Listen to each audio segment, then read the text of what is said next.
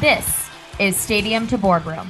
Listen in as top athletes tell their stories on how they developed into successful entrepreneurs and business leaders. They reveal their own aha moment of transformation from the stadium to the boardroom. Hello, America. I'm Robert Reese. And my name is Winnie Green. And we are the co-hosts of Stadium to Boardroom, the one show that connects top athletes and how they succeeded in business. And we are really privileged today because we are having Lisa Wang as our guest. And Lisa is a four-time American champion in gymnast, and she's been a huge success also. She is the founder and CEO of what is called, this is the first time I've said this in 1,000 interviews on the radio, so please keep it, the Bad Bitch Empire. So Lisa, tell us, you grew up, what you'd say really like a good girl, super bright, where did this all come from? How do you summarize what you are all about? Yeah. So I want to first anchor this conversation in something that I term good girl brainwashing. And good girl brainwashing are all the societal and media messages that have trained women to stay silent, play small, and be subordinate to the status quo. And it causes us to develop good girl habits such as perfectionism, people pleasing, weak boundaries, fear of using our voice, fear of playing big, and never actually betting on our own dreams because we're so busy prioritizing everyone else's needs and dreams before us.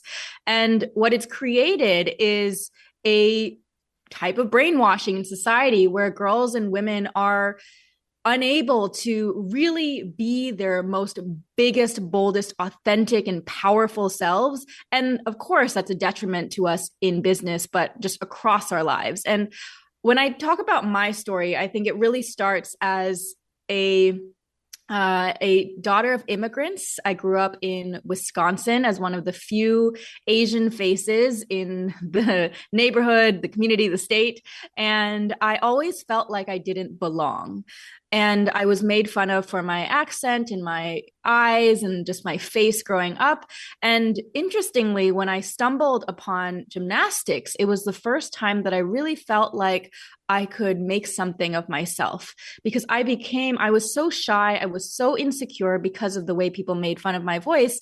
And when I found gymnastics, it was like I could express myself with my body physically in the gym, on the mat, and I could move the audience emotionally and change the energy of the room completely just with my physical performance. And that's where I really grew into my first taste of what it meant to be a leader, because I eventually became the head of the national team and continued to push myself to a place that, I think that the country and myself and my parents could really be proud. But alongside all of that success was also this deeply rooted toxic good girl perfectionism. Gymnastics is literally a sport that reveres the perfect 10, everything from the perfect body, perfect smile, perfect leotard. And so I learned to bank my self-worth on external validation, external metrics of success, and that carried over with me into getting into Yale University and my first job on Wall Street. And I was so busy, I think, pleasing other people, trying to measure up to what society expected of me, that it never really occurred to me to ask myself, what is Lisa really want? What does my heart really desire? And what does that look like in terms of personal power and purpose? And so it wasn't really until my mid-20s that I started exploring that question of what I call enoughness. And I actually started my first podcast called Enoughness. And it was the question, when is it ever going to be enough? When will I ever feel like I'm enough? Because I achieved so much external success early on, but internally, I still didn't feel worthy. And I internally didn't feel like I was good enough. So on this podcast, I started asking everyone that I knew who was successful in different fields, do you feel like you're good enough? Do you feel like you're good enough? And it turns out, regardless of gender, regardless of industry, that everyone has this deep sense of lack or not really knowing what fulfillment feels like. But the one big difference that I saw in the way men and women differed in how they manifested the lack of enoughness was that in general, because women have been told you are not enough in your being, you are not pretty enough, you are not skinny enough, you are not smart enough, you are not brave enough, that she physically shrinks when she's not confident. You know, you see her body language, it's always very small. She doesn't take up space. And for men, they've been told a slightly different message, which is you don't have enough. You don't have enough money. You don't have enough women. You don't have enough cars or accolades or property. And so a man who ends up being deeply insecure banks his self-worth on how many things he can accumulate: more money, more women, more, takes up more space in a very grandiose, arrogant way. And the unfortunate part is that the business world often rewards his insecure behavior and punishes her insecure behavior. Yeah, plus the fact, Lisa, you must find, as I did at, at Harvard, et cetera, it almost taught you, hey, be aggressive, assertive, et cetera, if you're a man. But if you're a woman, play nicely and don't rock the boat. Be a good girl. Yeah. Be a good girl. Yeah. Be likable. Be pleasant. And I want to address, of course, never use foul language and, that kind yeah. Really. Yeah. Whereas men are encouraged to swear and do things. Exactly. And the choice of the word bitch and bad bitch as a term was very intentional, because this word bitch has often been used to describe a woman in a derogatory sense, a woman who is aggressive or cold or pushy, dramatic. And when you actually step back and think about it, oftentimes that's just a woman who has opinions, speaks up, has strong boundaries, does not tolerate disrespect, and walks away from someone who doesn't see her value. And so I chose this word bitch because I wanted to reclaim a woman's power, because when we use this word in a derogatory sense, we are weaponizing her power against her. And so the reclamation of this word is really a reclamation of our power and the reclamation of your inherent worth as a woman, to be able, your inherent value, to be able to assert yourself as a leader and have strong boundaries, have that bank account, and actually succeed in the most authentic and powerful way you know how. Robert, can I just throw one more thing? Yes. Just real quick. They actually did a study where they listed all the attributes, that Lisa just brought up. And they said, how would you describe a man who had these, and how would you describe a woman? And the man was aggressive, assertive, and probably will be successful. Woman, bitch. It's amazing how that stereotype has carried on. I'm sorry, go ahead. I love it. And I love the fact that you took that word and you codified it and you put it in a positive light of what it really means. So talk about the specifics, because you're helping women entrepreneurs from financial side to all of the different elements. Talk specifically what the bad bitch empire does. Yeah. So I define a bad bitch as a woman who unapologetically takes charge of her body, her boundaries, and her bank account. And so in my new book, The Bad Bitch Business Bible, I have the 10 commandments to help women break free of good girl brainwashing and take charge of their bodies, boundaries, and bank accounts. And the book is divided into 3 sections: body, boundaries, and bank account. And the reason this is really a holistic conversation is because we do talk about money, but it comes after the body and the boundaries. And one of the exercises that I have in the book, in the body section, I have women, and I've taken many of my coaching clients through this, is to stand in front of a mirror naked, look at themselves, and do a full body scan and notice all the negative things they say about their body. Because as part of this brainwashing, we've brainwashed women to hate their bodies, right? Always pick at things that are wrong with them. And I've had thousands of women go through this challenge and as they write out the negative thoughts. And most women cannot get through this exercise without breaking down crying because they don't realize how much they absolutely despise themselves. They hate the extra fat roll. They hate the wrinkle. They hate the gray hair, the pimple. They look at all the things that they need Botox for. And I ask, what does this have to do with business?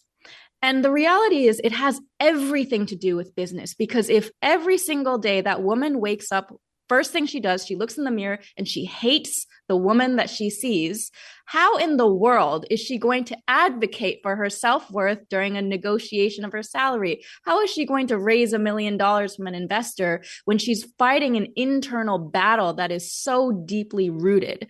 And so within the Bad Bitch Empire, what I really address and train women is the whole woman, because I think it's 80% about the embodiment of being a bad bitch, of being a worthy and wealthy woman, and only 20% about the tactics. Because right now, if you want to Google how to negotiate, Google how to create an investor pitch deck, you can do all those things on YouTube. But why is it that doesn't, just that logical knowledge doesn't change a woman's ability or anybody's ability to really make a difference? And that's because it has to start with a deep soul and spiritual transformation of who you are being. And then that will radiate out everywhere else. And I think the easy part is actually learning the tactics. If someone wants to go to your website, because we're about to take a commercial break, what is the website? badbitchempire.com. We could have guessed that. You are the one who captured that one. So when we come back, we are going to find out what you learned from not making the Olympics. And that is a fascinating thing. When you have a lifelong goal and you don't do it, how can that become a positive? Back in a few on Stadium to Boardroom, Len Green and Robert Rees. Hi, this is Robert Rees. And this is Len Green. Back on Stadium to Boardroom. And we're here today with Lisa Wang. And I want to start off. So in 2014, it's great. You made the Gymnastics Hall of Fame. And now you have this fabulous, really, business you're running. But we learn a lot as CEOs. I've heard, probably hundreds of CEOs have told me, maybe more than that they've learned the most from failures than from successes. And take us back to 2007 when you were all set to make the Olympics, but you didn't really. So what happened there and what did you learn from that? I had a dream to go to the Olympics since I was 9 years old, and that was a decade-long dream to go to the 2008 Beijing Olympic Games, where I would be representing the U.S. team and going back to where my roots are from in China. And I worked tirelessly for that dream, really dedicating my entire adolescence to achieve that goal. And I ended up being, rising to the top, state champion, regional champion, national champion, was part of the world championship team 3 times, Pan Am champion. And when I was at my final competition, which was the World Championships in 2007, I ended up stumbling and missing the Olympic Games by a mere 0.25 tenths of a point. And that is a tiny, tiny hair. And it was one of the most devastating moments of my life because I had, up to that point, entirely banked my identity on being a gymnast. And I felt like I had disappointed my parents, my coaches, the country, myself. And in that moment, I just felt my identity shatter because I didn't know who I was anymore. And the big realization that I had as I looked deep inside myself, it was my identity wasn't that of a gymnast. It was that of a fighter and a winner. And I realized that winners don't quit when they're down. And so that same week, I got the acceptance letter to Yale University, and I actually told Yale no, that I wasn't going to go that year because I needed to finish my gymnastics chapter on my own terms. And so I ended up buying a one-way ticket to the Russian Olympic Training Center in Novogorsk, Russia, which is the most rigorous gymnastics training center in the world, 9 hours a day, think Siberia, middle of winter, just miserable, and training and traveling, competing across Europe for 9 months. And I finished my last competition at the USA Gymnastics Championships, my final one, and I ended up winning every single gold medal, athlete of the year. And then I was like, okay, peace, bitches. Now I'm out. This is how a champion leaves. And I think that was just something that, I closed that chapter firmly, just how I wanted on my own terms. But what I will say is that experience, even though it was so painful in the beginning of losing the Olympics, was something that really served me as an entrepreneur, as an investor throughout my career. Because one thing that I remember a mentor of mine said years later was, he said, Lisa, you had one of the biggest blessings in life when you missed the Olympics. And I said, what's that? And he said, well, you had such a public failure so early on that you were forced to figure out how to pick yourself back up again.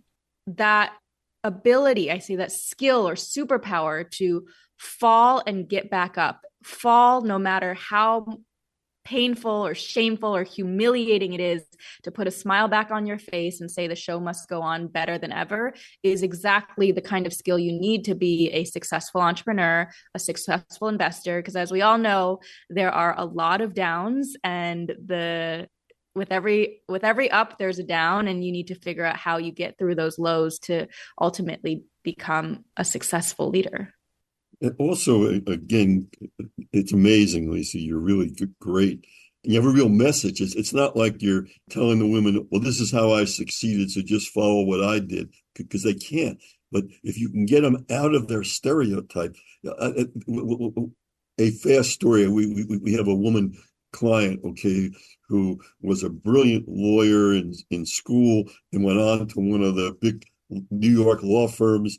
And she worked her way up, and she was ready to make a big presentation. And she walked into the room at 9 o'clock in the morning, and her boss says, "Wait a second, where's your makeup?" We stereotype certain things that are just, as far as the book is concerned. Again, having done a book myself that's done very well, I think you've hit it right. You concentrate on a couple of very important things and bang that home, instead of trying to give 100 reasons why women should change their lives. So again, I applaud you for what you're doing. Really do.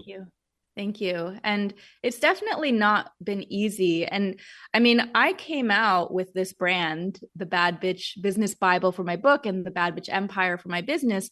And I knew that it was going to cause some controversy, because my career has been in very traditional male-dominated industries, Wall Street, Silicon Valley tech, where it's 94% male.